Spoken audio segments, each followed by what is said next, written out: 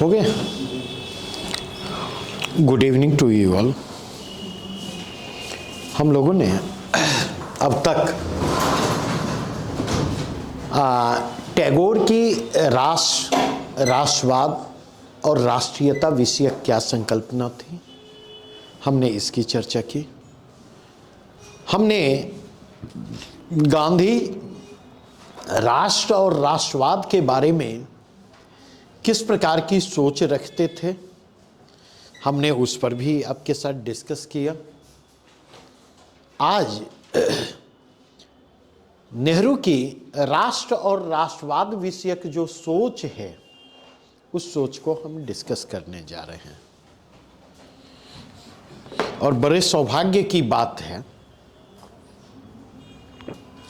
कि आज इस चर्चा में प्रिंस जी मौजूद हैं,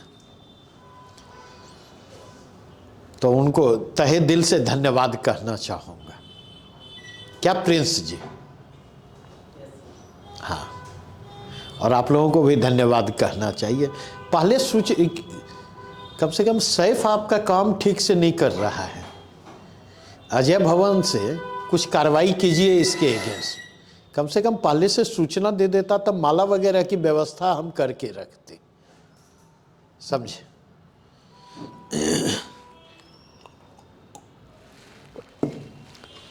बेसिकली देखें, मेरी जब इनिशियली आउटलाइन हमने दिया तो फिर हम चर्चा वहीं से शुरू करना चाहेंगे।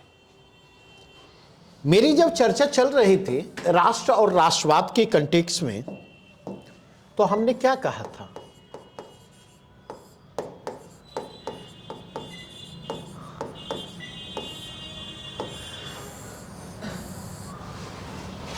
हमने कहा था कि आपका सिलेबस जो है इस कंटेक्स्ट में 3 चीजों को लेकर चलता। यद्यपि दायरा वहीं तक सीमित नहीं है, ये बात ध्यान रखेंगे। टैगोर हैं जो एक छोर पर हैं, दूसरे छोर पर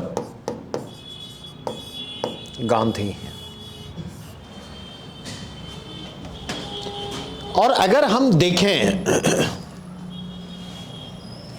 तो इन दोनों छोरों के बीच आपको जवाहरलाल नेहरू मौजूद दिखेंगे।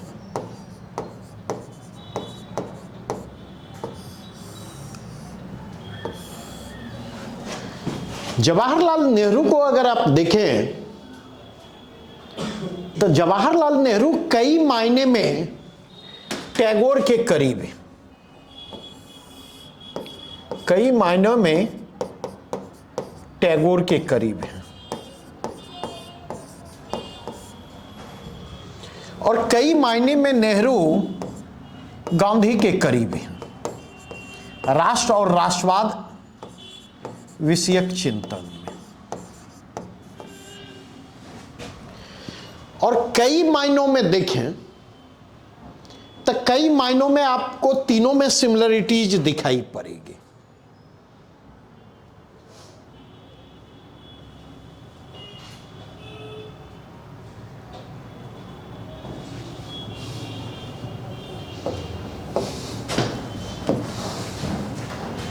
नहीं, तीनों में कॉमनिटी दिखाई पड़ेगी। ठीक है, शाम में आपको दिखाई पड़ेगा।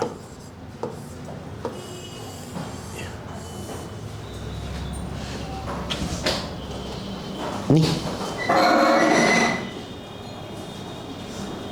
पॉइंट ऑफ सिमिलरिटी आपको तीनों में दिखाई पड़ेगी। कहेंगे सिमिलरिटी क्या है?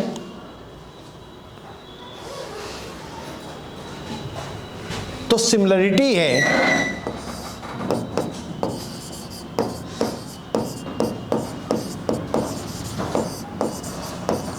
अंतर्राष्ट्रीयतावाद, इंटरनेशनलिज्म,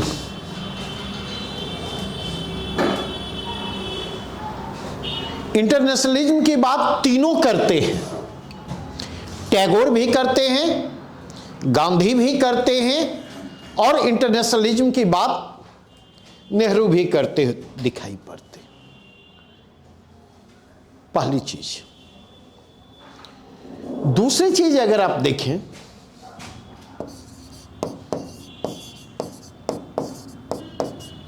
मानवतावादी चेतना,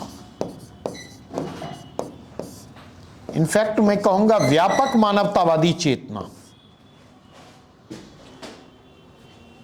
इंटरनेशनल ह्यूमनिज्म के प्रति, अंतर्राष्ट्रीय मानवतावाद के प्रति तीनों में आग्रहशीलता दिखाई पड़ेगी। गांधी में भी यह आग्रहशीलता दिखाई पड़ेगी, नेहरू में भी यह आग्रहशीलता दिखाई पड़ेगी, टैगोर में भी यह आग्रहशीलता दिखाई पड़ेगी। तीसरा कंटेक्स्ट अगर आप जाकर के देखें, ठीक है, गांधी, नेहरू और टैगोर तीनों भारतीय संस्कृति और उनके मूल्यों के प्रति, इंडियन कल्चर और इट्स वैल्यूज,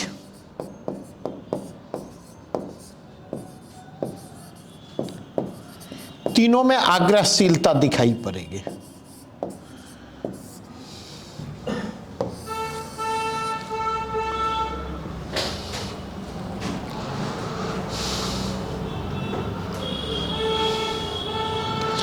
अगेन अगर आप जाकर के देखें, ये तीनों पश्चिमी राष्ट्रवाद के प्रति इनका स्वर क्या है?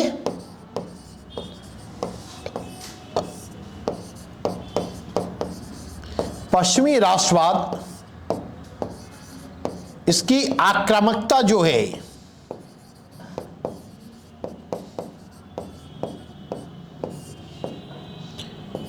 इसकी संकीर्णता जो है,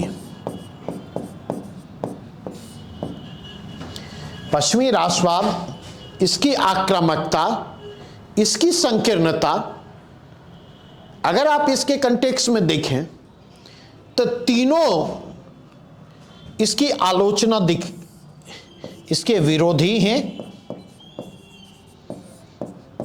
और इसके आलोचक हैं, क्रिटिक हैं।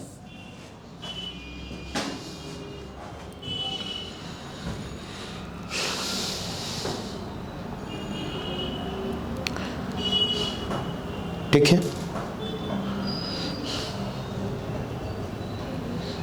अगर इस कंटेक्स्ट में जाकर के देखें तो तीनों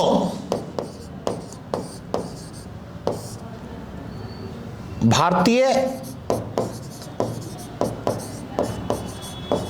आध्यात्मिक श्रेष्ठता को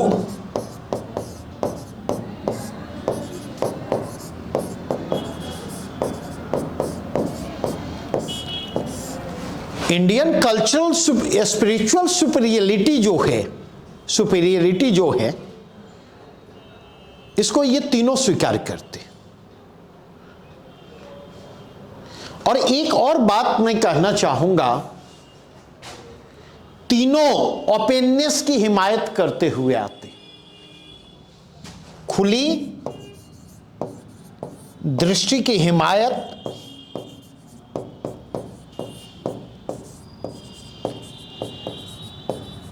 तीनों जगहों पर दिखाई पड़ेगी।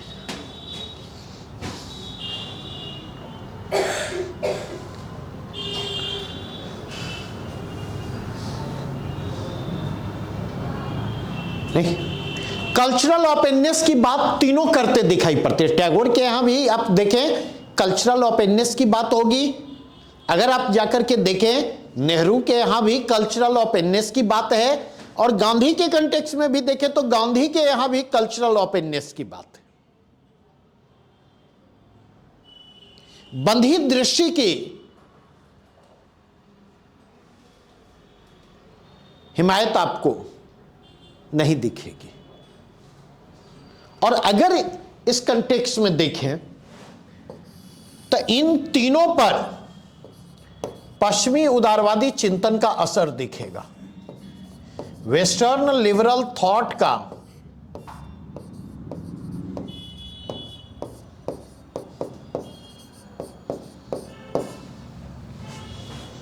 तीनों पर वेस्टर्न लिबरल थॉट का असर दिखाई पड़ेगा।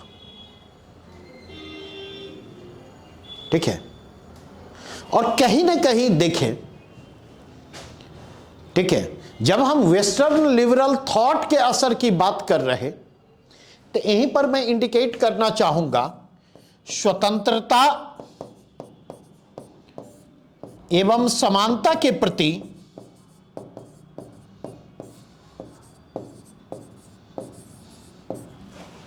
संवेदनशीलता तीनों जगहों पर दिखाई पड़ेगी।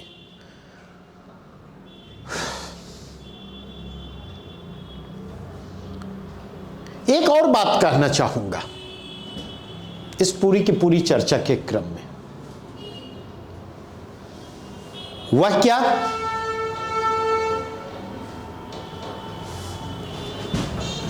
तो अगर इस कंटेक्स्ट में देखें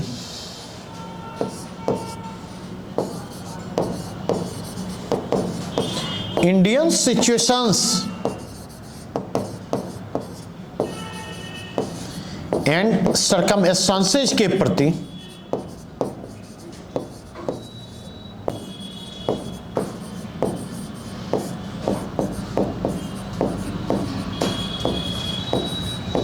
संवेदनशीलता और अनुक्रियाशीलता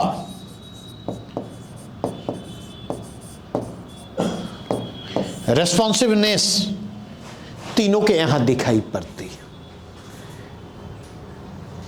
तीनों रेस्पॉन्ड करने की कोशिश कर रहे हैं इंडियन सिचुएशन और सर्कमस्टेंसेस में जो चैलेंजेज इमर्ज कर रहे थे, उन चैलेंजेज को तीनों ने अपने अपने तरीके से परसीव करने की कोशिश की और उन चुनौतियों को तीनों ने अपने अपने तरीके से रेस्पॉन्ड करने का भी प्रयास किया। मैंने विस्तार के साथ आपके साथ चर्चा की जब टैगोर के चिंतन पर चर्चा हो रही थी, और टैगोर के चिंतन पर चर्चा के क्रम में हमने क्या कहा? टैगोर के सामने चुनौती क्या है? नहीं, बेसिकली अगर आप जाकर के देखें तो टैगोर के सामने चुनौती है वेस्टर्न नेशनलिज्म की। इस वेस्टर्न नेशनलिज्म में जो सेल्फिशनेस है, वेस्टर्न नेशनलिज्म में जो मीन माइंडेडनेस है, वेस्टर्न नेशनलिज्म में जो सेंस ऑफ सुपीरियरिटी है, श्रेष्ठता बोध है, जो स्वार्थपरकता उसकी है, अगेन अगर आप जाकर के देखें वेस्टर्न नेशनलिज्म का जो सोलेटरीनेस है, वेस्टर्न नेशनलिज्म में जो एकांतिकता है,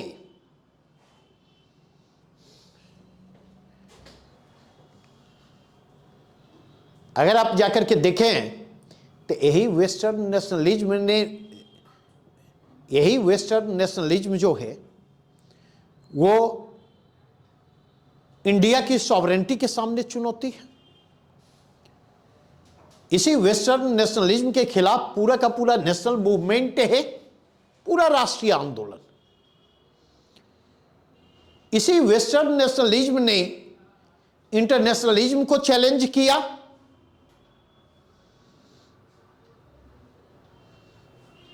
नहीं?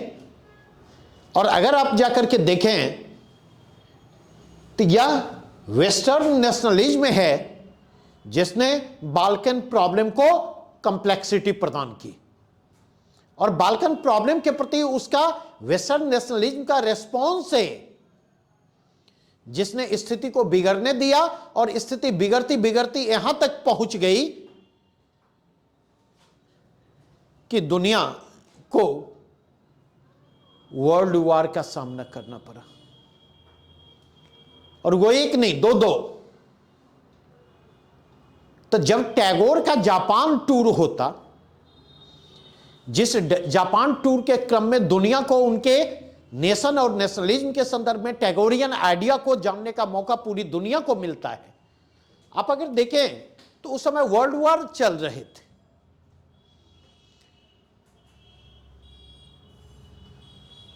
और अगर आप इसी के कंटेक्स्ट में जाकर के देखें तो उनका जो है आइडिया ऑफ नेशन और नेशनलिज्म जापान टूर में सामने आता है। और यह हुआ दौर है जिस दौर में देखेंगे धीरे धीरे धीरे धीरे जापान में मिलिट्रियलिज्म की परिस्थितियां निर्मित हो रही थी, सैन्यवाद की परिस्थितियां निर्मित हो रही थी। क्योंकि अगर आप जाकर के देखें तो जापान में सैन्यवाद का दौर कमोवेश वही है जो दौर इटली में फांसीवाद का है और जर्मनी में नाजीवाद का है। फेज लगभग सिमिलर है। नहीं? और यह वेस्टर्न नेशनलिज्म जो है वह भारत के लिए ही चुनौती बनकर के नहीं आता, यह इंटरनेशनलिज्म के लिए भी चुनौती बनकर आता है और यह ह्यूमनिज्म के लिए भी चुनौती बनकर आता है।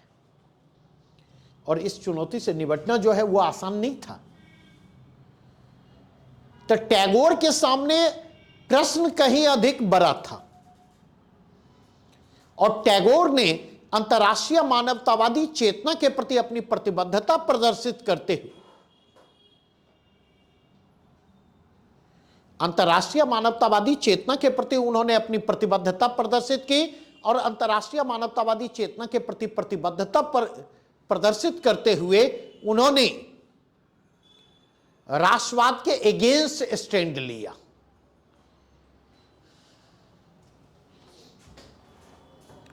और वो स्टैंड लेने का मतलब था कि टैगोर की नजरों में राष्ट्रवाद के सेंटर में हैट्रेड है, घृणा है।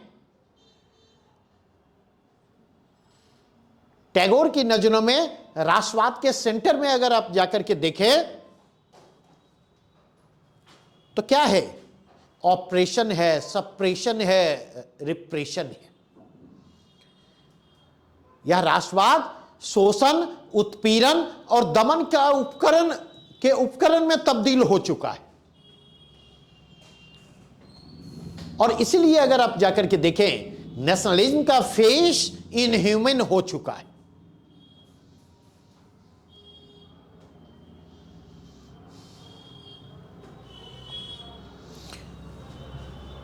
और इसी के कंटेक्स्ट में देखें, जब वेस्टर्न नेशनलिज्म के सापेक्ष टैगोर इंडियन नेशनलिज्म को देखते, कॉलोनी में जो नेशनलिज्म आकार ग्रहण कर रहा है, जब वे उसे वेस्टर्न नेशनलिज्म के सापेक्ष रख करके देखते तो क्या पाते हैं? देखिए, देखने का एक चश्मा हो जाता है, देखने का एक चश्मा हो जाता है। किस एंगल से आप देख रहे हैं, जिस एंगल से देखेंगे वही चीजें आपको दिखेंगी। तो टैगोर ने वेस्टर्न नेशनलिज्म को समझा, देखा, वेस्टर्न नेशनलिज्म को समझा और वेस्टर्न नेशनलिज्म को सेंटर में रखते हुए नेशनलिज्म को लेकर के, नेशनलिज्म, नेशन और नेशनलिटी को लेकर के उनका आइडिया डेवलप होता है।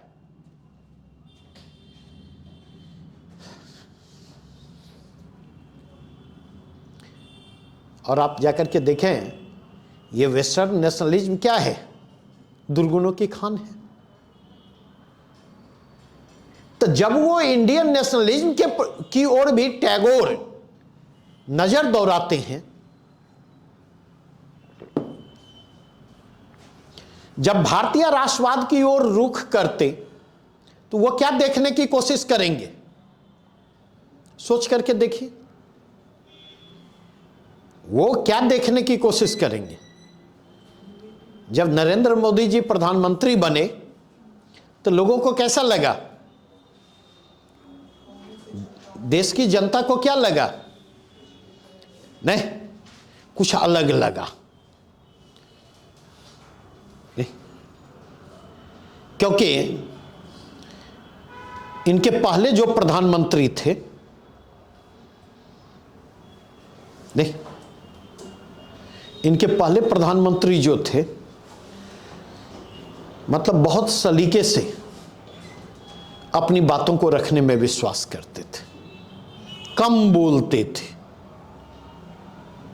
नहीं, जहां जरूरत हुई वहीं बोलते थे।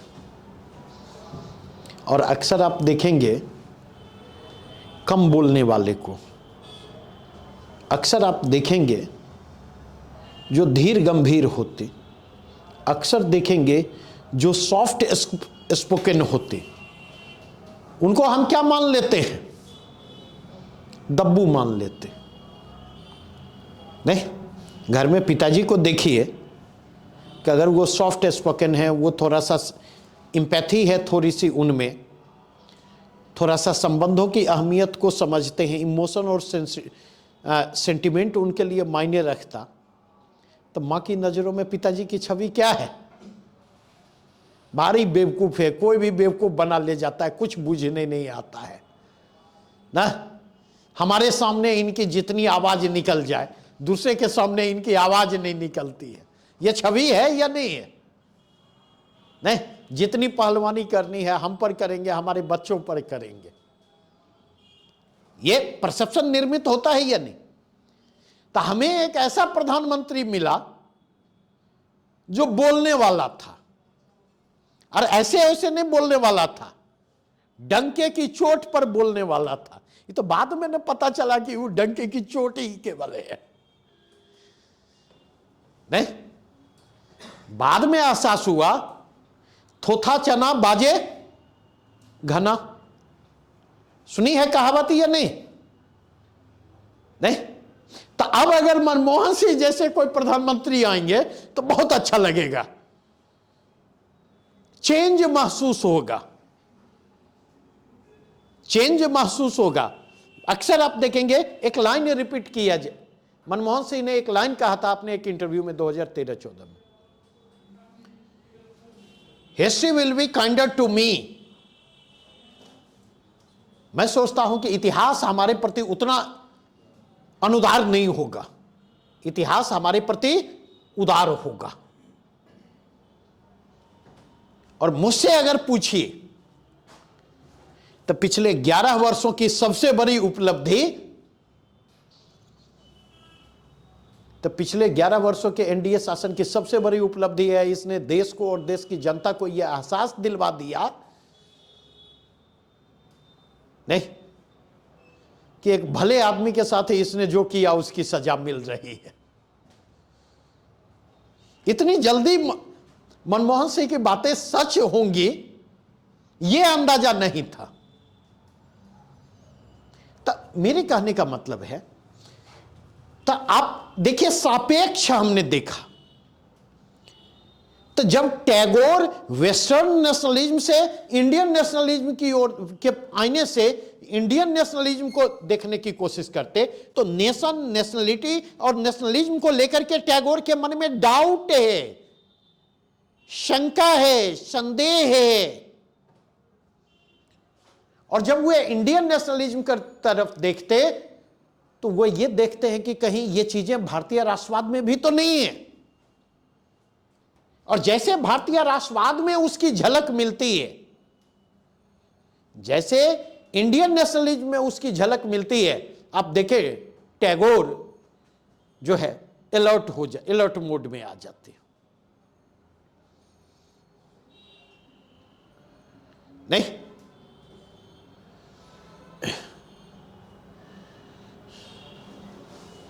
और टैगोर अपनी सोच को लेकर के बड़े स्पष्ट है। मतलब आप ये कह सकते इंडिया की पॉलिटिकल आइडेंटिटी के प्रति टैगोर की, इंडिया की पॉलिटिकल आइडेंटिटी के प्रति टैगोर की का वह कमिटमेंट नहीं है, टैगोर में वैसी आग्रहशीलता नहीं है जैसी प्रतिबद्धता और जैसी आग्रहशीलता किसके प्रति है, इंडिया के स्पिरिचुअल प्रोग्रेस में है। आध्यात्मिक और सांस्कृतिक दृष्टि से उन्नत भारत में टैगोर की जितनी रुचि है, और इसलिए अगर आप जाकर के देखें,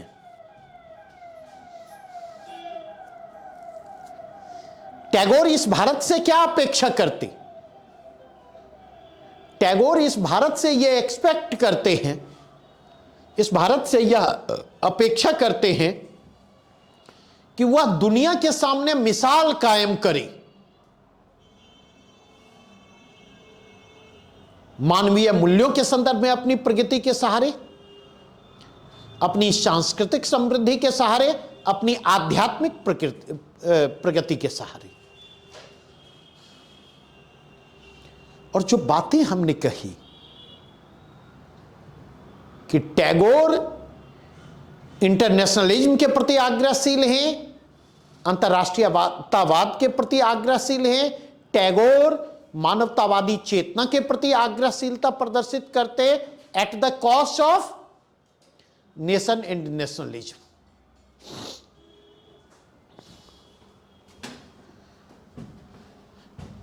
राष्ट्र और राष्ट्रवाद के प्रति, क्योंकि टैगोर का स्पष्ट तौर पर मानना था कि भारत की समस्या पॉलिटिकल नहीं है, भारत की समस्या राजनीतिक नहीं है, भारत की समस्या क्या है? भारत की समस्या सामाजिक है। इंडिया का जो प्रॉब्लम है पॉलिटिकल ना होकर के सोशल है।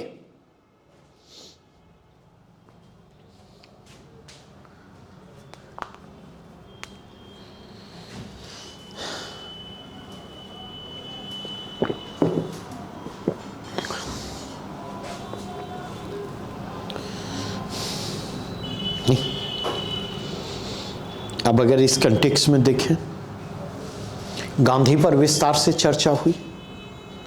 अच्छा, एक दो बिंदु पर टैगोर को देखें तो टैगोर थ्योरी है, टैगोर सिद्धांत हैं, टैगोर आदर्श हैं। थ्योरेटिकल ओरिएंटेशन टैगोर में ज्यादा है, आइडियलिस्ट ओरिएंटेशन टैगोर में ज्यादा है।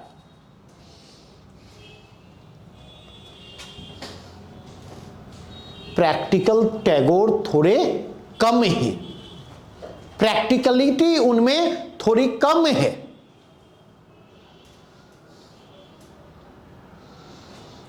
व्यावहारिकता उनमें थोड़ी कम है।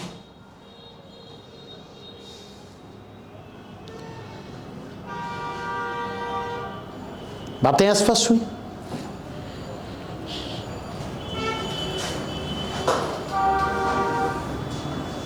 अब अगर हम यहां से आगे बढ़े, गांधी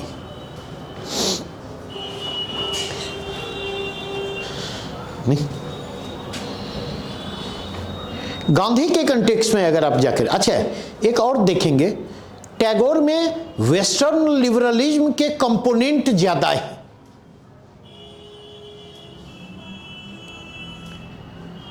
इंडिविजुअल लिबर्टी के प्रति जो आग्रहशीलता टैगोर में दिखेगी, व्यक्ति की स्वतंत्रता के प्रति जो आग्रहशीलता टैगोर में दिखेगी, मानव मस्तिष्क की स्वतंत्रता के प्रति जो आग्रहशीलता टैगोर में आपको दिखेगी, वह आग्रहशीलता आपको गांधी में नहीं दिखेगी।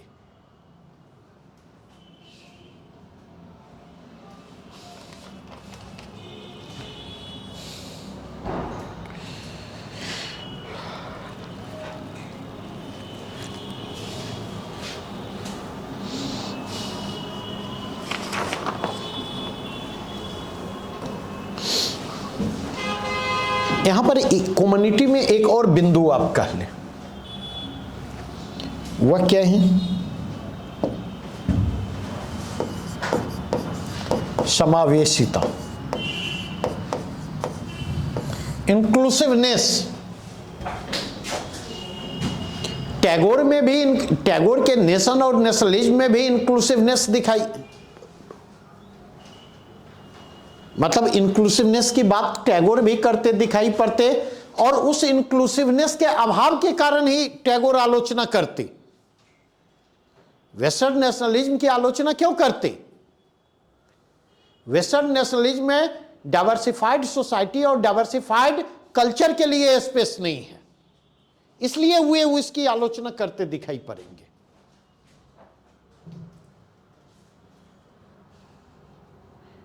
तो टैगोर के द्वारा जो राष्ट्रवाद की आलोचना की गई, वह आलोचना राष्ट्रवाद को एकांतिकता से के दायरे से बाहर निकालकर समावेशिता की ओर उन्मुख करने वाली है। इस बात को ध्यान में रखें। गांधी के कंटेक्स्ट में हमने बात की, तो गांधी के कंटेक्स्ट में आपने क्या देखा? गांधी के कंटेक्स्ट में देखें तो गांधी मूलतः राष्ट्रवादी हैं।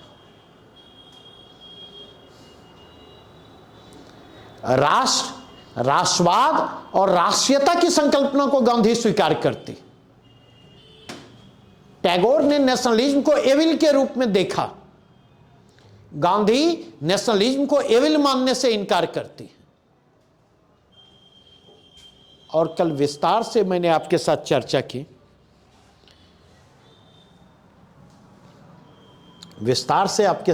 की, कि टैगोर भी इंटरनेशनल ह्यूमनिज्म की बात, गांधी भी इंटरनेशनल ह्यूमनिज्म की बात करते।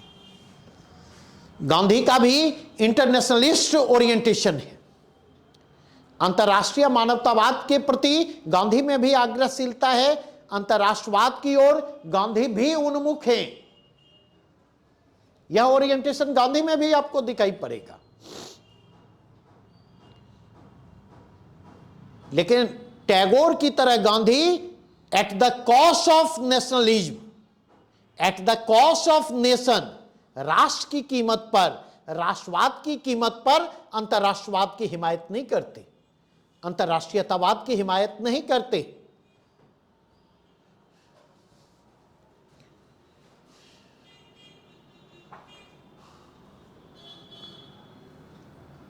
उन्होंने राष्ट्रवाद और अंतर्राष्ट्रवाद के बीच कोहेरेंस देखा।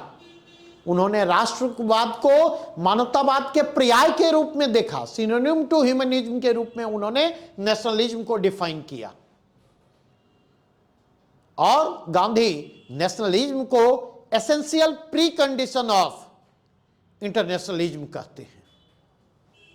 नेशनलिज्म को इंटरनेशनलिज्म में हेल्पफुल मानते हैं, उसकी सहायक एवं पूरक भूमिका को स्वीकार करते हैं।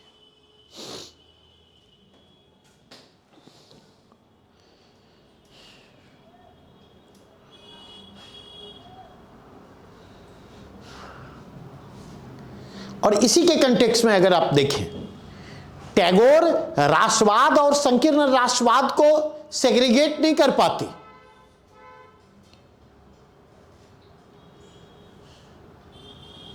टैगोर राष्ट्रवाद और संकीर्ण राष्ट्रवाद को अलगा करके नहीं देख पाती। और इसी कंटेक्स्ट में अगर आप जाकर के देखें, टैगोर कॉलोनी में जो नेशनलिज्म इमर्ज कर रहा है उसको वेस्टर्न नेशनलिज्म से बहुत डिफरेंशिएट करके नहीं देख पाती। वेस्टर्न नेशनलिज्म से डिफरेंशिएट करके वो उसको देखने के लिए तैयार नहीं है टैगोर। जबकि गांधी को अगर आप देखें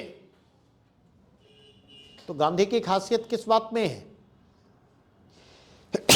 सॉरी, गांधी के कंटेक्स्ट में देखें तो गांधी नेशनलिज्म और वेस्टर्न नेशनलिज्म को डिफरेंशिएट करते हैं।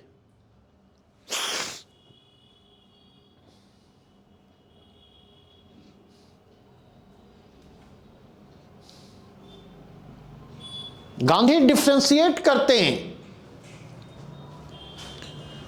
राष्ट्रवाद को अंध राष्ट्रवाद से, संकीर्ण राष्ट्रवाद से।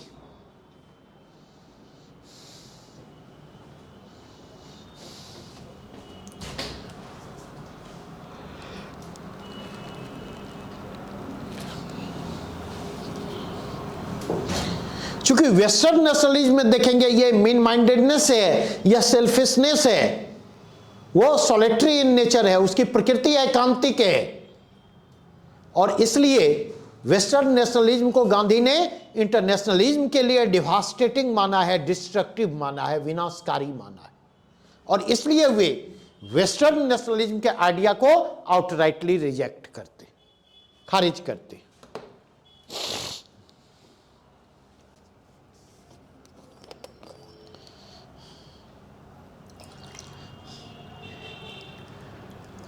अगर इस कंटेक्स्ट में देखें,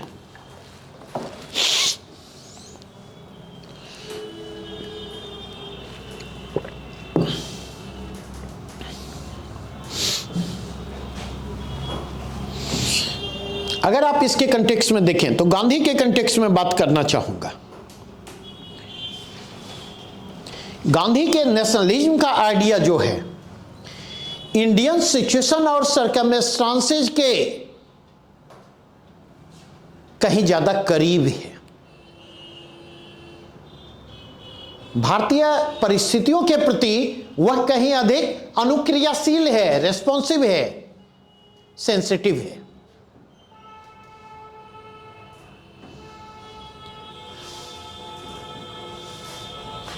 और शायद यही कारण है आम भारतीयों के जीवन से रिलीजियसिटी को अलगा करके देखा जा सकता है क्या? आम भारतीयों के जीवन से धार्मिकता को अलगा करके देखा जा सकता है क्या? आम भारतीयों के जीवन से धार्मिकता को अलगा करके नहीं देखा जा सकता। हमारा सांसारिक जीवन और धार्मिक जीवन एक दूसरे से गहरे स्तर पर संबद्ध है, अटैच्ड है। और इसीलिए अगर आप जाकर के देखें तो गांधी के नेशनलिज्म का जो कॉन्सेप्ट है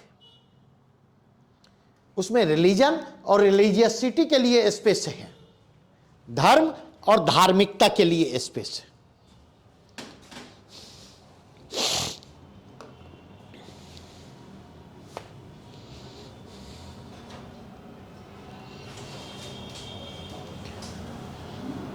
और इस कंटेक्स्ट में मैंने बात की, बार बार मैं वेस्टर्न नेशनलिज्म कह रहा हूं। चंदा क्या है? वेस्टर्न नेशनलिज्म क्या है?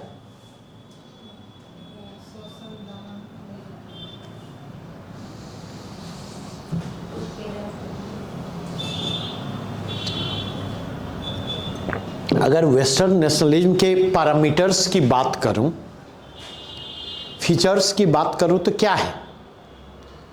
वो तो समझ गए आक्रामक है, ये समझ गए कि उसमें घृणा है, ये समझ गए कि उसकी प्रकृति शोषणकारी है, उत्पीड़नकारी है, दमनकारी, ये भी समझ गए, इसलिए उसका स्वरूप अमानवीय है। नहीं, लेकिन ये आइडिया ऑफ नेशनलिज्म जो है वेस्ट में, ठीक है, तो उसके बेस पैरामीटर क्या है?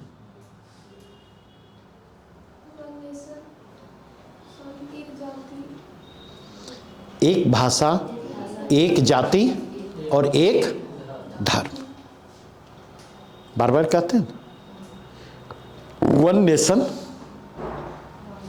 नेशन का basis, one language, one ethnicity and one religion, ये वहां पर है। नहीं, और ये जो monolingual, mono ethnic, mono religious approach है, ये वेस्टर्न नेशनलिज्म के दायरे को क्या करता है? रेस्ट्रिक्ट करता है, वो बांधता है।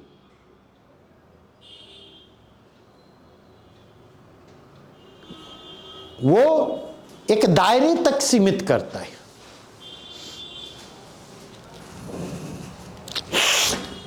और इसीलिए हुआ इंटरनेशनलिज्म के साथ कन्फ्लिक्टिंग पोजीशन में। ठीक है, गांधी के कंटेक्स्ट में अगर देखें, गांधी का विरोधाभास क्या है, गांधीयन कंट्राडिक्शन क्या है नेशन, नेशनलिज्म, इंटरनेशनलिज्म और ह्यूमनिज्म के कंटेक्स्ट में? ठीक है, एक और मैं कहता हूं गांधी प्रैग्मेटिक पॉलिटिशियन है, व्यावहारिक राजनीतिज्ञ है। And at the same time अगर आप देखें तो गांधी आइडियलिस्ट भी हैं। गांधी का रुझान आदर्शों की ओर भी है। नहीं, आप ये सोच करके देखिए ना, पाप से घृणा करो, पापियों से नहीं। गांधी कहते हैं नहीं, कहना आसान है, व्यावहारिक जीवन में उतारना है। व्यावहारिक जीवन में हम लोग पापी से घृणा करते हैं, पाप से घृणा नहीं है। और पापी से घृणा इसलिए करते हैं क्योंकि हम रिसीविंग एंड पर होते। जब तक रिसीविंग एंड पर होते तब तक पापी से घृणा करते। जैसे हम वहां पर पहुंचते हैं ड्राइविंग सीट पर, तो ड्राइविंग सीट पर पहुंचने के बाद ना पाप से घृणा रह जाती है, ना पापी से घृणा रह जाती, कहीं घृणा नहीं रह जाती। नहीं, अभी दिल्ली चुनाव में देखे, पेपर का हेडलाइन क्या था? इंडिया गठबंधन खंड पखंड हुआ था या नहीं? नहीं, एनडीए गठबंधन एकजुट है। नहीं, तो जो लोग ये लिख रहे हैं, क्या कल के पेपर में आप इस हेडलाइन की उम्मीद कर सकते कि एनडीए गठबंधन खंड पखंड हुआ? क्योंकि जदयू ने मणिपुर में खुद को बीजेपी की नेतृत्व वाली सरकार से समर्थन वापस ले लिया है। पशुपति पारस यहां पर आजकल महागठबंधन के खेमे में संभावनाओं की तलाश कर रहे हैं। और महागठबंधन जो है, नहीं, मांझी जी पर डोरे डाल रहा है। नहीं, और मांझी जी भी एंजॉय कर रहे हैं कि इसी बहाने बार्गेन किया जाए। लेकिन मजाल है पत्रकार को ये लिख दे। तो जो बात मैं कह रहा हूं, एक ये बात है। दूसरी बात, गांधी ने राष्ट्रवाद और मानवतावाद को जैसे एक दूसरे से संबद्ध कर दिया, क्या ये चीजें उतनी आसान हैं? अरे गांधी के जीते जी ना भारत का विभाजन हुआ, या गांधी के मरने के बाद विभाजन हुआ? जो गांधी कहा करते थे कि भारत का विभाजन मेरी लाश पर होगा, उस गांधी ने पार्टीशन ऑफ इंडिया के आइडिया को एक्सेप्ट किया या नहीं किया? बतलाइए। नहीं, मौलाना आजाद की जो नाराजगी थी गांधी के प्रति, पढ़िए इंडिया विंस फ्रीडम, समय निकालिए। मौलाना आजाद की जो गांधी के प्रति नाराजगी है, और सीमांत गांधी के प्रति जो नाराजगी है, खान अब्दुल गफ्फार खां की जो गांधी के प्रति नाराजगी है और कांग्रेस के प्रति नाराजगी है, उस नाराजगी का कारण क्या था? कि इन लोगों को भरोसा था कि गांधी अंत तक भारत के विभाजन की बात को स्वीकार नहीं करेंगे। खान अब्दुल गफ्फार खां को यह भरोसा था कि पश्चिमोत्तर सीमा प्रांत के भविष्य का निर्णय जो है वो बैठ करके दिल्ली में नहीं लिया जाएगा, उसको पाकिस्तान के हवाले नहीं किया जाएगा। खान अब्दुल गफ्फार खान ने क्या कहा था कि कांग्रेस ने हमें भूखे भेड़ियों के सामने छोड़ दिया। नहीं, तो गांधी जो राष्ट्र प्रेम को लोगों की सेवा से संबद्ध करके देखते और लोगों की उस सेवा को मानव की सेवा तक विस्तार देना चाहते हैं। सुनने में तो ये बातें बड़ी अच्छी लगती हैं, ये अच्छी बातें, लेकिन व्यवहार में क्या आपको नहीं लगता कि यह हाइपोथेटिकल सिचुएशन था?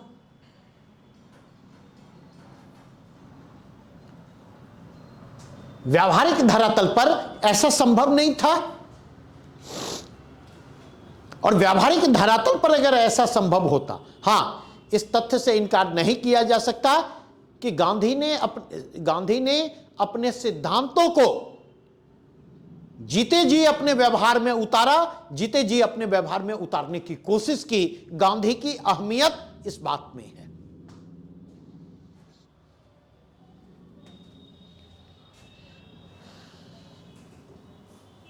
लेकिन अगर इस कंटेक्स्ट में जाकर के देखें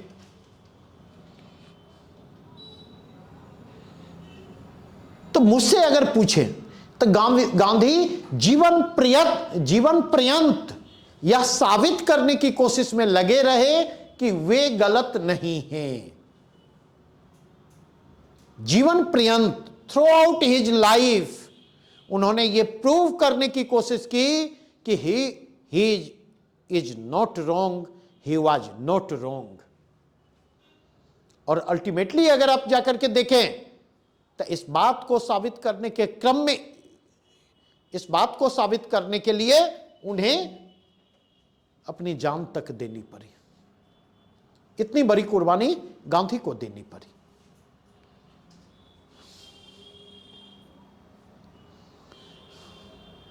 तो मेरे कहने का मतलब, गांधी राष्ट्रवादी हैं, गांधी अंतर्राष्ट्रवादी हैं, अंतर्राष्ट्रीयतावाद की हिमायत करते हैं, विश्व बंधुत्व की बात करते हैं, मानव की सेवा की बात करते हैं, अंतर्राष्ट्रीय मानवतावाद की बात करते हैं। क्योंकि गांधी के राष्ट्रवाद के सेंटर में घृणा नहीं है, नफरत नहीं है। वहां पर अगर आप जाकर के देखें, हैट्रेड के लिए स्पेस नहीं है, कोई जगह नहीं। उसकी जगह किसके लिए जगह है? प्रेम के लिए जगह है। और इस प्रेम का विस्तार क्या है?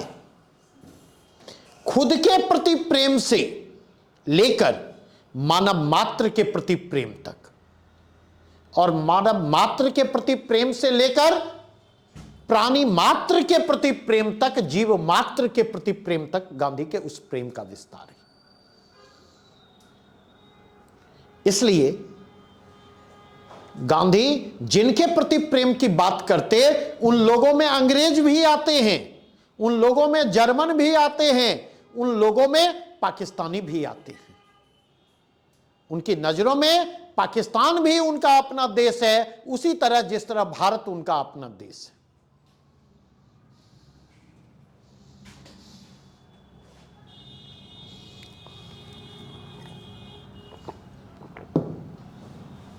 और अगर आप देखें तो गांधी राष्ट्रवाद के धरातल पर एक नया प्रयोग करते दिखाई पड़ते, और यह प्रयोग सैद्धांतिक नहीं है, यह प्रयोग सैद्धांतिक नहीं है, यह प्रयोग व्यावहारिक है। व्यावहारिक धरातल पर वो प्रयोग करते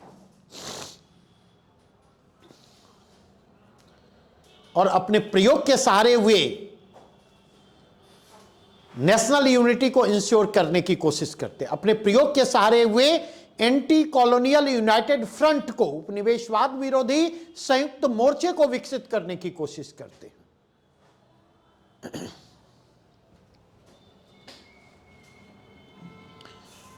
अब बात, इतनी चीजों पर हमारी चर्चा पहले भी हो चुकी है।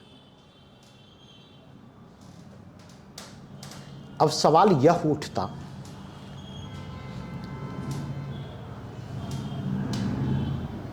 कि idea of nation, idea of nationality, idea of nationality and India as a nation, जो टैगोर की सोच थी, जो गांधी की सोच थी, इन सोचों के सापेक्ष नेहरू कहां पर खड़े दिखते?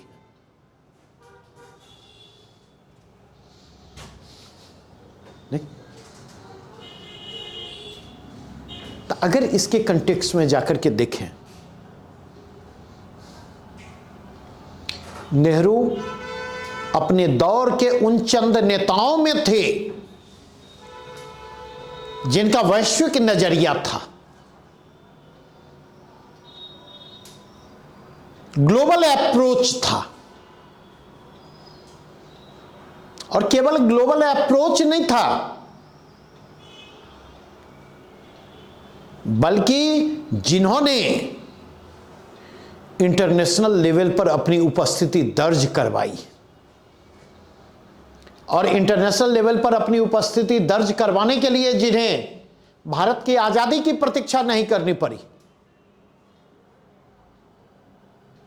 बल्कि वे उस दौर में ही अंतर्राष्ट्रीय स्तर पर अपनी उपस्थिति दर्ज करवाते हैं, उस दौर में ही अंतर्राष्ट्रीय स्तर पर अपनी वैश्विक पहचान कायम करते हुए आते, जिस दौर में भारत गुलाम था।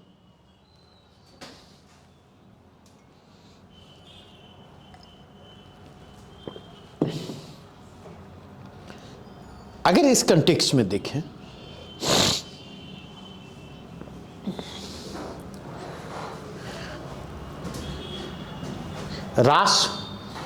राष्ट्रवाद और राष्ट्रीय आंदोलन को लेकर नेहरू की सोच क्या है? क्योंकि अब तक जितनी चर्चा हुई, इस चर्चा से 3-4 चीजें समझ लें। नंबर 1, इंटरनेशनलिज्म के प्रति नेहरू का भी कमिटमेंट है, और वैसा ही कमिटमेंट है जैसा कमिटमेंट टैगोर का है, अनकंप्रोमाइजिंग कमिटमेंट टुवर्ड्स इंटरनेशनलिज्म। ह्यूमनिज्म के प्रति नेहरू का भी कमिटमेंट है, और यह कमिटमेंट अनकंप्रोमाइजिंग कमिटमेंट, कोई समझौता नहीं। ठीक है। तीसरी बात, अगर आप जाकर के देखें तो नेहरू भी प्रैग्मेटिक पॉलिटिशियन ही,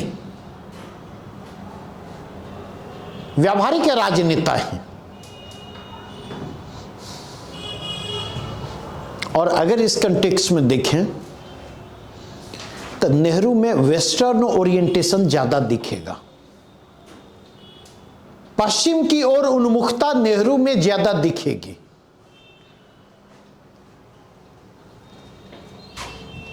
और पश्चिम की ओर उन्मुखता नेहरू में ज्यादा है का मतलब, what does it mean? Western liberal thought के प्रति नेहरू में जो आकर्षण है,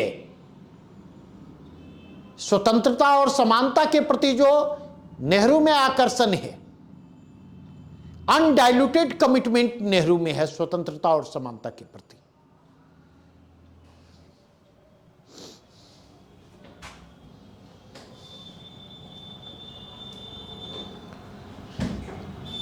और इस कंटेक्स्ट में जाकर के देखें,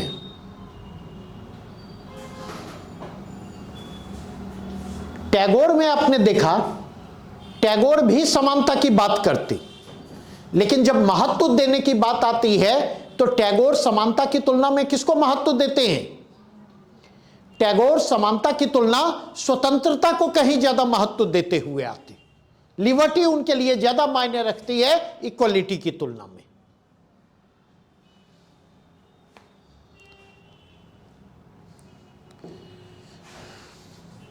और इस कंटेक्स्ट में जाकर के देखें,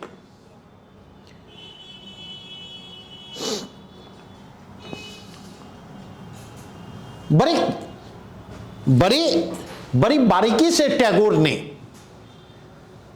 फासीवाद और साम्यवाद का तुलनात्मक विश्लेषण किया, कम्युनिज्म और फासिज्म का कंपैरेटिव एनालिसिस किया। वे दोनों के विरोध में हैं। क्यों? क्योंकि दोनों जगहों पर फ्रीडम ऑफ माइंड के लिए स्पेस नहीं है। मानव मस्तिष्क की स्वतंत्रता के लिए स्पेस नहीं है। फांसीवाद हो या साम्यवाद हो, मानव मस्तिष्क की स्वतंत्रता को दोनों अवरुद्ध करते हैं, दोनों बाधित करते।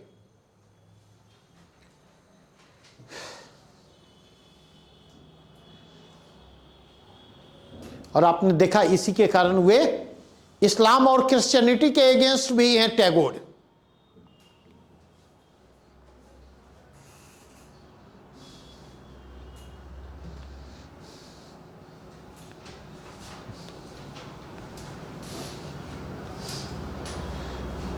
क्योंकि इस्लाम और क्रिश्चियनिटी भी जो है स्टेट की तरह इंस्टीट्यूशनलाइज फॉर्म लिए हुए हैं। हाँ, थोड़े से फांसीवाद की तुलना साम्यवाद के प्रति थोड़े से सॉफ्ट हैं। क्यों? क्योंकि साम्यवाद इक्वलिटी की बात करता है।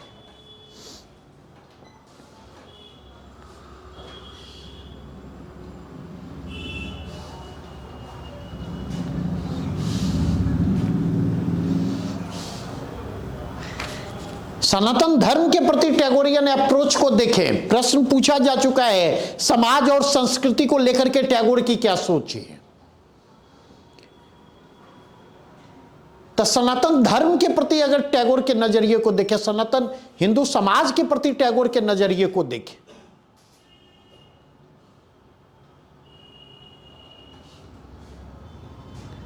तो कहीं ना कहीं समानता का अभाव, जो बर्थ बेस्ड डिस्क्रिमिनेटरी अप्रोच है, उसकी वो आलोचना करते हैं। टैगोर की तुलना देखें समाजवाद की ओर, टैगोर का पश्चिमी उदारवादी चिंतन की ओर ओरिएंटेशन ज्यादा मिलेगा। गांधी को अगर देखें तो पश्चिमी उदारवादी चिंतन की तुलना गांधी किसकी ओर ज्यादा ओरिएंटेशन रखते? सोशलिज्म की ओर ओरिएंटेशन गांधी का ज्यादा दिखाई पड़ेगा, और सोशलिज्म के वो अपने मॉडल के साथ उपस्थित होते।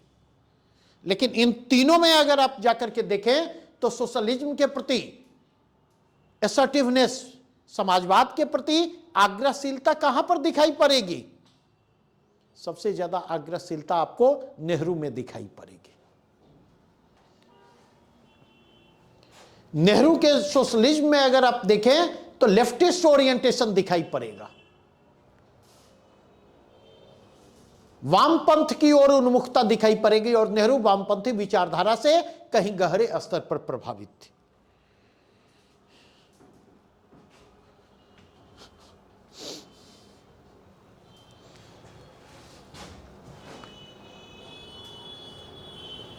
दूसरा कंटेक्स्ट देखें, नेहरू के कंटेक्स्ट में हमने कहा वेस्टर्न ओरिएंटेशन कंपैरेटिवली ज्यादा है। तो दरअसल एक कदम आगे बढ़ करके चाहूंगा, नेहरू में ईस्ट और वेस्ट की ब्लेंडिंग दिखाई पड़ती है। पूरब और पश्चिम में सामंजस्य दिखाई पड़ता, और यह अद्भुत सामंजस्य है, अमेजिंग कोऑर्डिनेशन और बैलेंस है नेहरू में ईस्ट और वेस्ट के बीच। समझे? और ये जो अमेजिंग कोऑर्डिनेशन और अमेजिंग बैलेंस है नेहरू में, इसके कारण अगर आप देखेंगे तो कहीं ना कहीं इसने नेहरू को आइडेंटिटी क्राइसिस की ओर भी ले जाने का काम किया लोगों की नजरों में। भारत में नेहरू की छवि क्या है आज भी?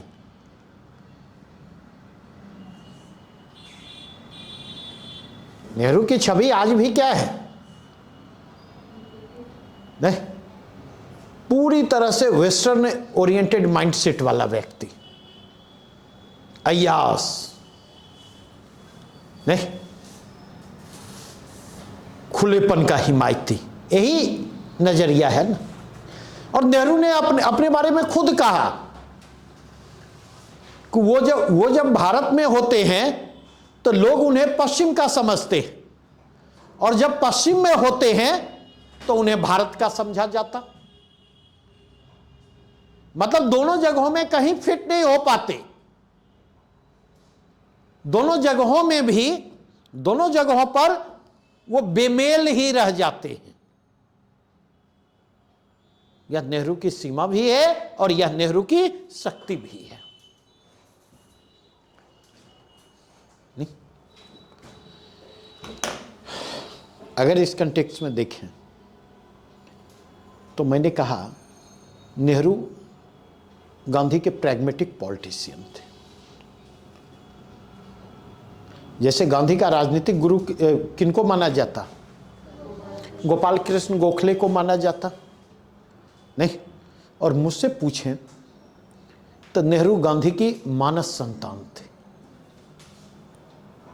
नेहरू गांधी की मानस संतान थे,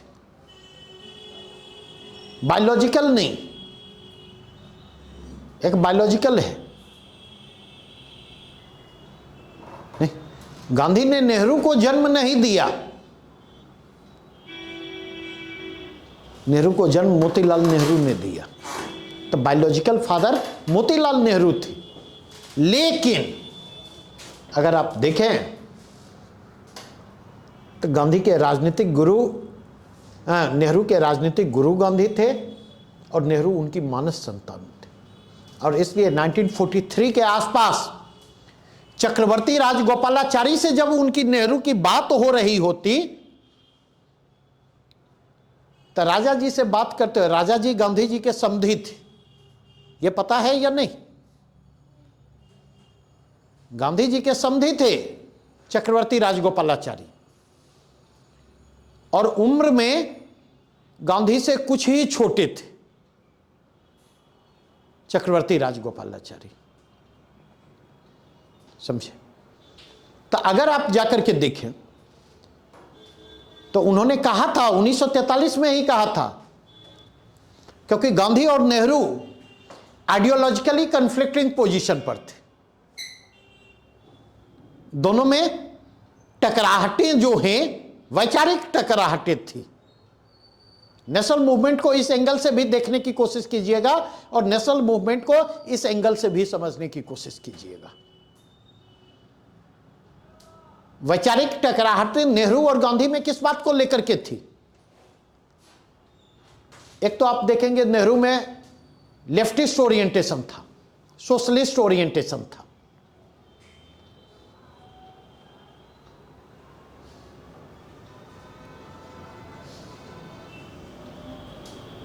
और उसको सोशलिस्ट कहना उचित नहीं होगा, कम्युनिस्ट ओरिएंटेशन कहें।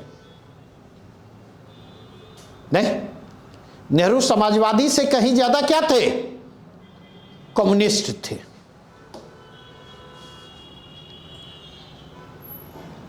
और दूसरा अगर आप देखें, और इसलिए देखेंगे नेशनल मूवमेंट का जो सोशियो इकोनॉमिक एजेंडा है, विशेष करके राष्ट्रीय आंदोलन का जो आर्थिक एजेंडा है,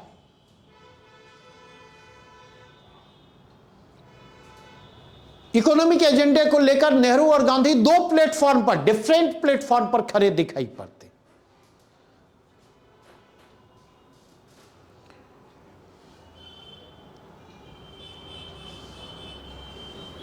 कल ही और एक और बिंदु लिख ले तो फिर बतलाऊंगा। दूसरा अंतर देखेंगे, नेहरू का ओरिएंटेशन वेस्ट की ओर था, मॉडर्निज्म की ओर था।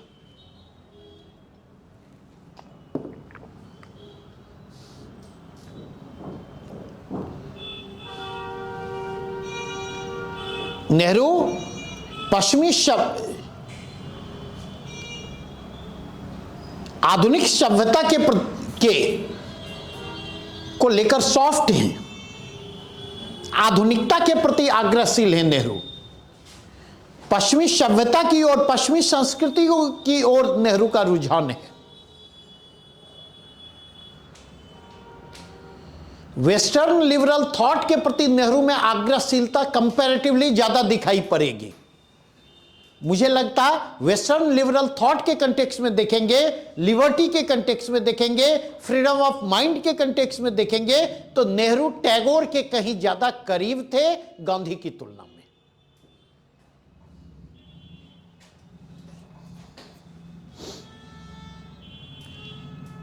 और समानता के प्रति जो नेहरू की आग्रहशीलता है, लेफ्टिस्ट ओरिएंटेशन के कारण, सोशलिस्ट ओरिएंटेशन के कारण समानता के प्रति जो नेहरू में आग्रहशीलता है, वो उन्हें भिन्न और विशिष्ट पहचान प्रदान करती है।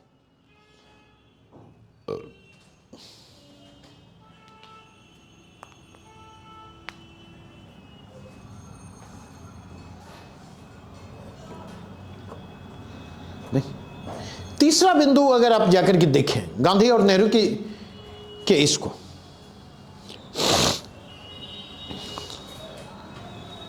तो तीसरा बिंदु जो यहां पर उभर करके आता है वह यह कि नेहरू सेकुलर थे सही मायने में।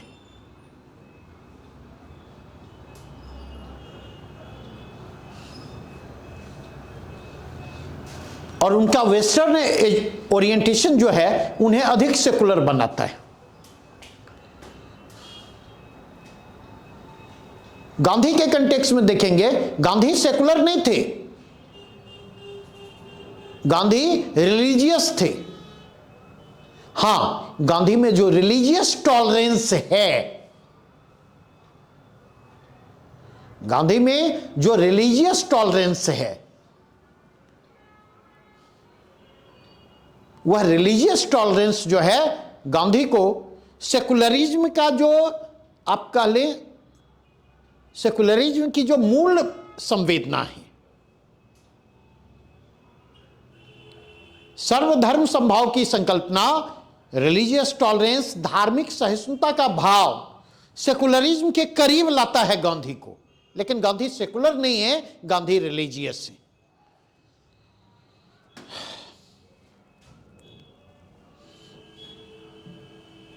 नहीं, इसी के कंटेक्स्ट में अगर आप जाकर के देखें, इन तीनों में सबसे छोटे कौन थे? गांधी, नेहरू, टैगोर में सबसे छोटे नेहरू थे? नहीं। और अगर इस कंटेक्स्ट में देखें तो नेशन और नेशनलिज्म के संदर्भ में जो आइडिया शेप अप होता है, नेशन और नेशनलिज्म के कंटेक्स्ट में जो आइडिया शेप अप होता है,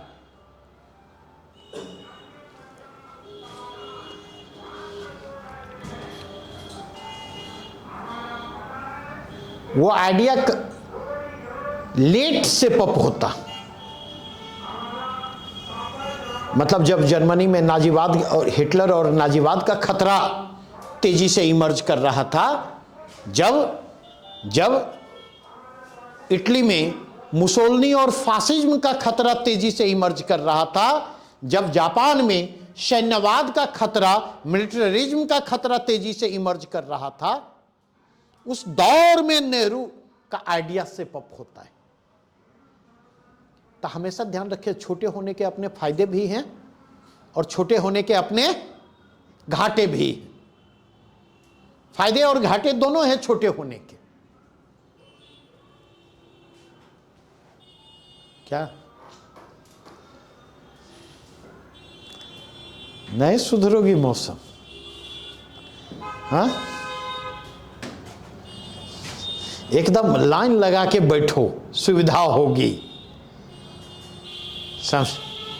और बार बार मैं कहता हूं, जैसे उठपटांग हरकत तुम लोगों में से कोई करोगी या करेगा, मेरी सीधे नजर वहीं जाती। तो इस चीज को समझें। और इसलिए अगर आप देखेंगे, मुझे लगता है नेहरू और टैगोर की तुलना नेशनलिज्म को लेकर, टैगोर और गांधी की तुलना नेशनलिज्म को लेकर नेहरू का जो नजरिया है, नेहरू का नजरिया कहीं ज्यादा प्रैग्मेटिक दिखाई पड़ता है। नेहरू की सोच कहीं ज्यादा व्यावहारिक दिखाई पड़ती है।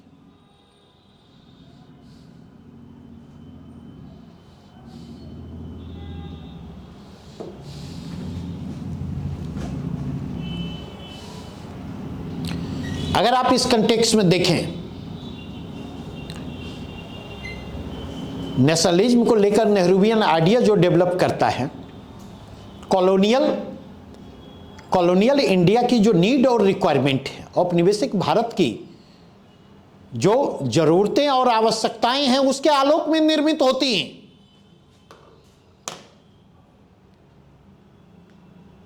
इंडियन सिचुएशन और सर्कमस्टेंसेस के आलोक में निर्मित होती है।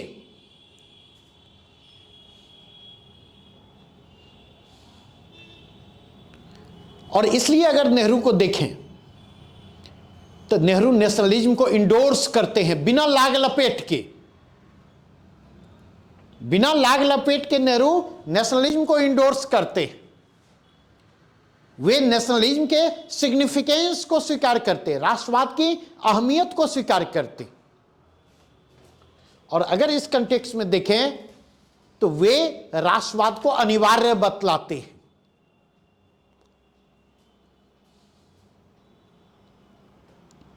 और दो कंटेक्स्ट में वे राष्ट्रवाद को अनिवार्य बतलाते हैं।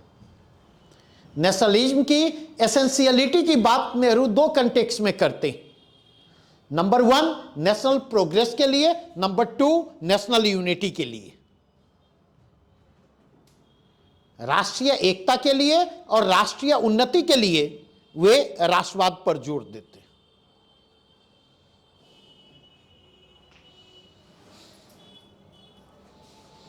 और उन्होंने इसके कंटेक्स्ट में कहा भी, स्पष्ट शब्दों में कहा। क्या कहा? तो उन्होंने कहा कि चूंकि राष्ट्रवाद की भावना नागरिकों में ऊर्जा एवं उत्साह का संचार करती हुई उन्हें एक करती है और राष्ट्र के व्यापक हितों के मद्देनजर उनके बीच सहयोग सुनिश्चित करती है। नहीं तो नेशनल प्रोग्रेस के लिए जो कॉपरेशन चाहिए, नेशनलिस्ट सेंटिमेंट उस कॉपरेशन के लिए ड्राइविंग फोर्स का काम करता है।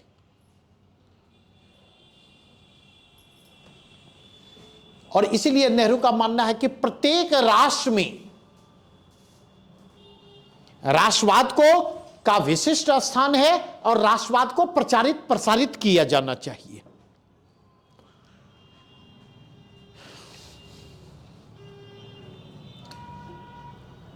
तो एक और वो राष्ट्रवाद की हिमायत करते, दूसरी ओर अगर आप देखें तो पश्चिमी राष्ट्रवाद से वो डिफर भी करते हैं। पश्चिमी राष्ट्रवाद से वो चीजों को अलगाते भी हैं।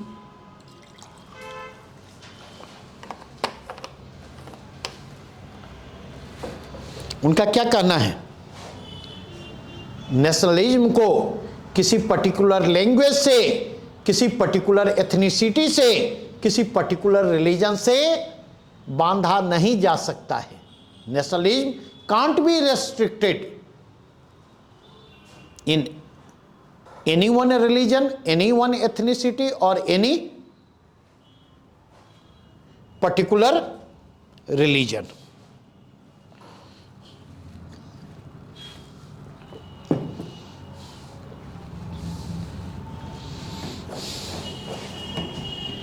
और इसलिए अगर आप देखें,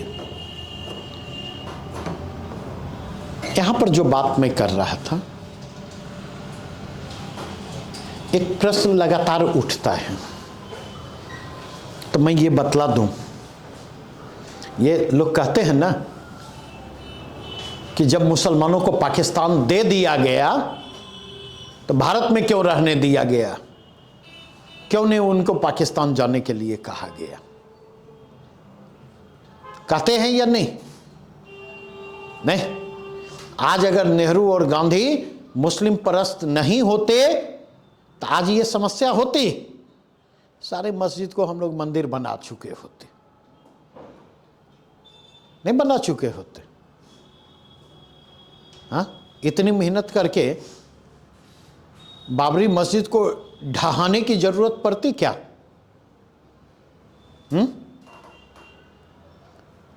एक राज्य का मुख्यमंत्री यह कहता है, जिसने संविधान के प्रति निष्ठा की शपथ ली, वह कहता है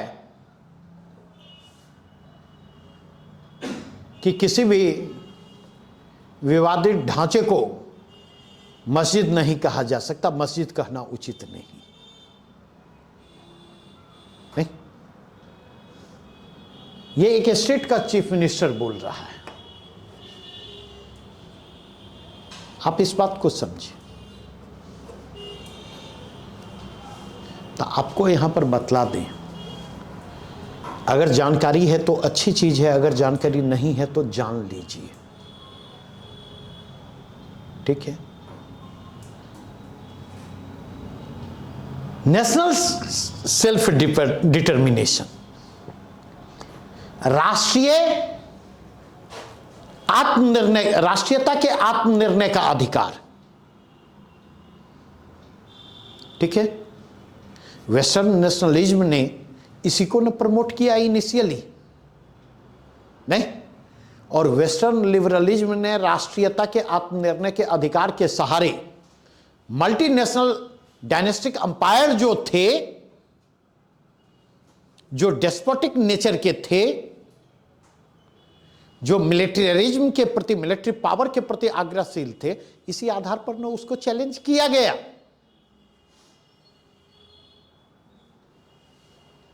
तो अगर आप देखें तो आप क्या पाएंगे,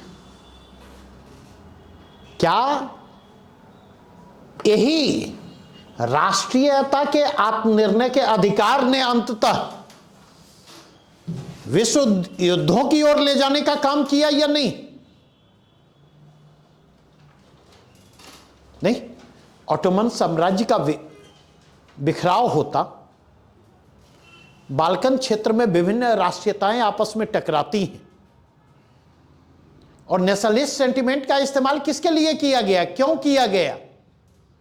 वेस्टर्न कंट्री ने नेशनलिस्ट सेंटिमेंट को उभार कर ऑटोमन साम्राज्य के प्रभुत्व को कमजोर करने की कोशिश की, ऑटोमन साम्राज्य के प्रभुत्व से उन्हें बाहर निकालने का प्रयास किया, and at the same time उन्होंने अपने पोजीशन को वहां पर स्ट्रेंथन करने की कोशिश की।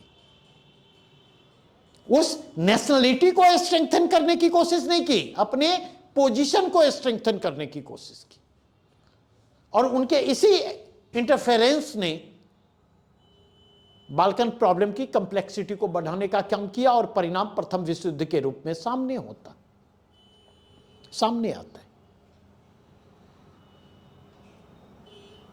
तो आपको यह बात समझनी होगी कि राष्ट्रीयताओं के आत्मनिर्णय के अधिकार के नाम पर चाहे आप जितने राष्ट्र बना दें, लेकिन अंततः समस्या का समाधान नहीं मिलना है। अगर समस्या का समाधान मिलता तो आजादी के महज 24 वर्षों के भीतर पाकिस्तान 2 टुकड़ों में विभाजित नहीं होता, और 2 टुकड़ों में विभाजित पाकिस्तान जो है पृथक बांग्लादेश स्वतंत्र राष्ट्र के रूप में बांग्लादेश के आविर्भाव का आधार नहीं तैयार करता। ये एक पहलू नहीं। कल के डेट में आप लोग डोमिसाइल मांगते हैं ना? नहीं मांगते? बिहारियों के लिए बतलाइए। तो अगर आप डोमिसाइल मांगते बिहारियों के लिए, नहीं, तब महाराष्ट्र वाले मांगते हैं महाराष्ट्र मराठियों के लिए है तो बुरा क्यों लगता? असम असमियों के लिए है तो बुरा क्यों लगता? नागालैंड नागाओं के लिए है, बुरा क्यों लगता? दिल्ली में केजरीवाल अगर कोई टिप्पणी करते तो बुरा क्यों लगता? पंजाबी अगर कहते हैं पंजाब पंजाबियों के लिए है, सिखों के लिए है तो बुरा क्यों लगता? बतलाइए।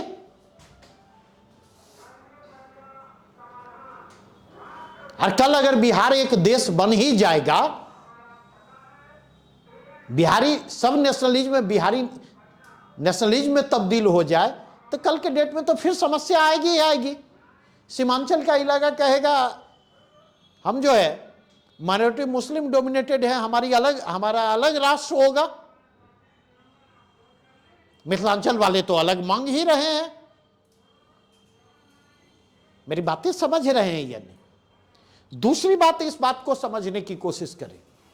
हां, भारत का विभाजन जो है धर्म के आधार पर हुआ, इसे इनकार नहीं किया जा सकता।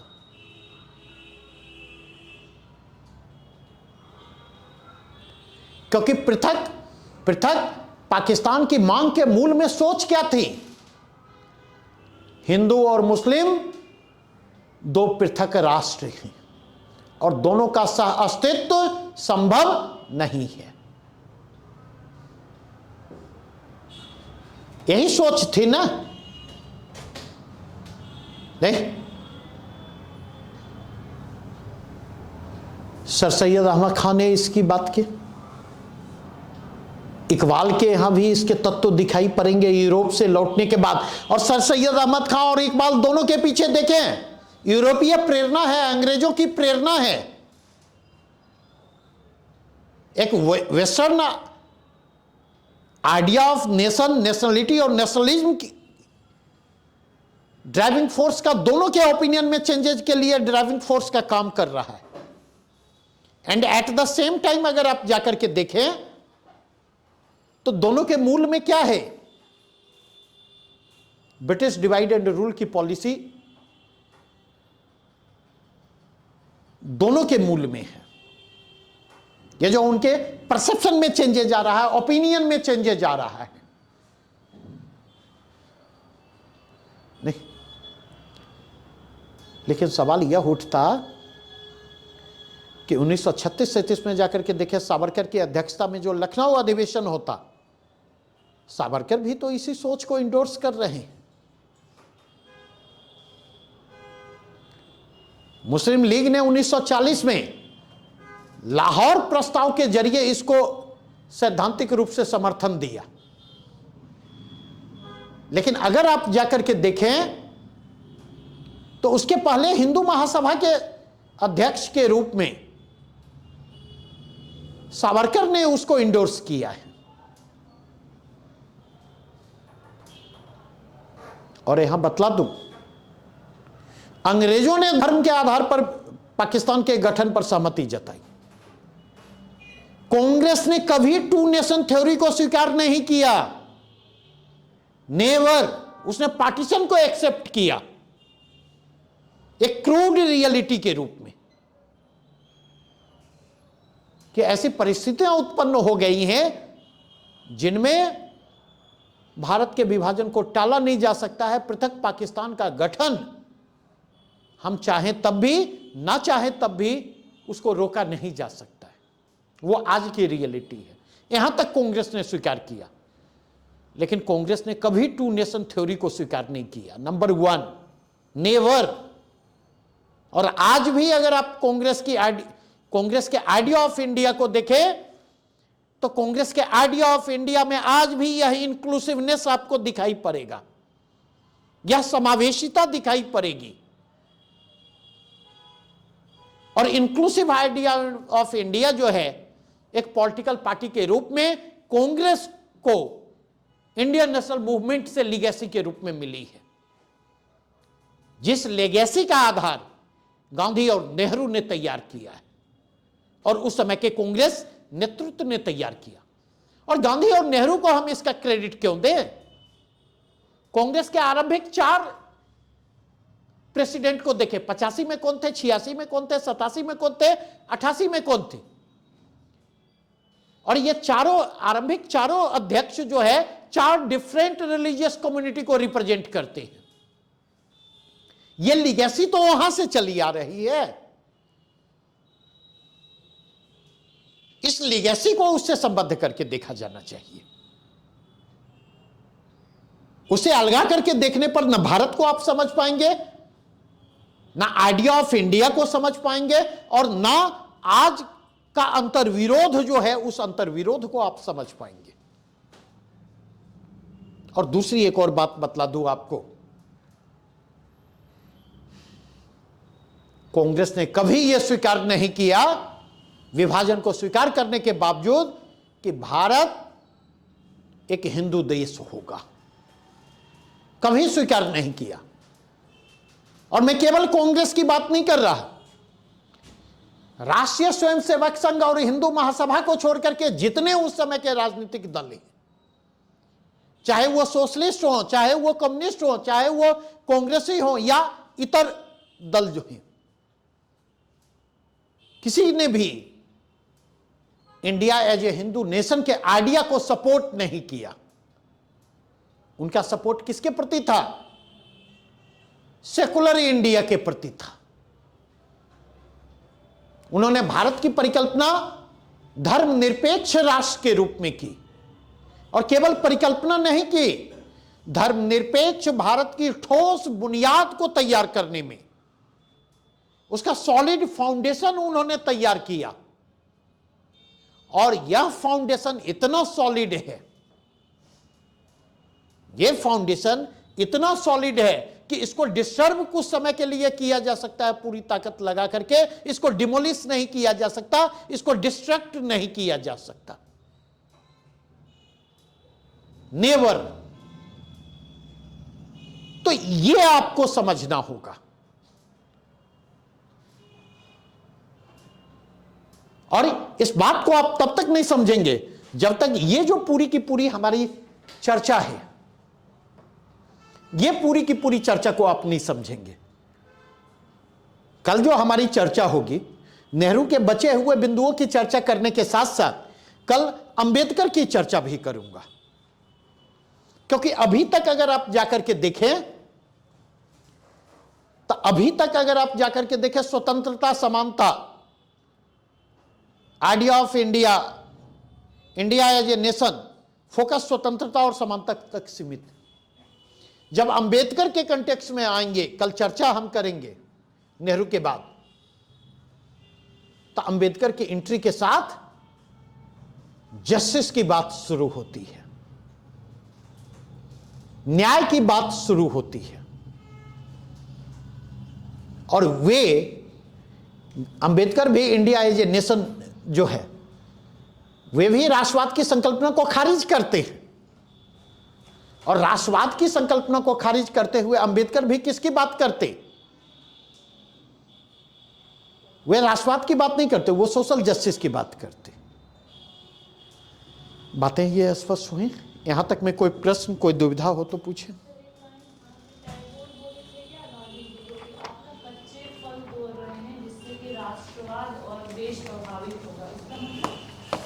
किसको बोले थे? कहां पर देखा? किस इंटरव्यू में? लिंक भेज देना मुझे, ठीक है? एक बार कंटेक्स्ट देख लूं। एक्चुअली गांधी के कंटेक्स्ट में जो क्या है मैं बतला दूं। जैसे टैगोर और गांधी के बीच कई मसलों पर मतभेद हैं। अगर आप जाकर के देखें तो जैसे एक हिंदी के मसले पर मतभेद है, ठीक है? गांधी को राजा राम मोहन राय से शिकायत है, और राजा राम मोहन राय से शिकायत यह है कि अगर राजा राम मोहन राय ने हिंदी को अपनाया होता नहीं तो उनका असर पूरे भारत पर होता, ठीक है? दूसरा कंटेक्स्ट अगर आप देखें तो गांधी जो है धार्मिकता की बात कर रहे हैं, मूलतः धार्मिक है, ठीक है? यह दूसरी चीज है। और उसके अपने खतरे हैं। खिलाफत के प्रयोग को सबने देखा। कांग्रेस लीग के बीच जो लखनऊ पैक्ट होता है, लॉन्ग टर्म में उसके परिणामों को देखें तो सबने देखा नहीं।